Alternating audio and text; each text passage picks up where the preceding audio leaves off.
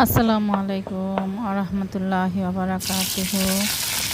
আজকে আমি রান্না করব চিকেন কিউব করে কেটে নিয়েছিলাম, সেটা রান্না করব। তো কিউব করে কেটে আলু কেটে কাঁচামরিচ এবং পেঁয়াজ চারফালি দিয়ে খুব সুন্দর করে হাতে সব মুরগির যা যা মশলা আছে সব কিছু দিয়ে মাখিয়ে রেখেছিলাম। এখন জাস্ট চুলার মধ্যে তেল দিলাম আর এলাচ দারচিনি দিছি, কিন্তু সাথে আবার গরম মশলা পাউডারও দিছিলাম যখন মাখানোর সময়। তো এটা শুধু এইভাবে ভাজা ভাজা করে রান্না করব। তো এইভাবে মুরগি ভুনাটা করলে খেতে অনেক ভালো লাগে, আপনারা ট্রাই করে দেখতে পারেন। এটার মধ্যে আমি কোনো পানি ইউজ করব না। এই যে আমার মাংসটা প্রায় হয়ে গেছে, মুরগির মাংসটা অনেকক্ষণ ধরে বসিয়ে রেখেছি। তো আমি 15 মিনিট পর ঢাকনাটা তুলে এভাবে নাড়া দিচ্ছি। তো দিয়ে আমি আরও বেশ কিছুক্ষণ এভাবে রান্না করব।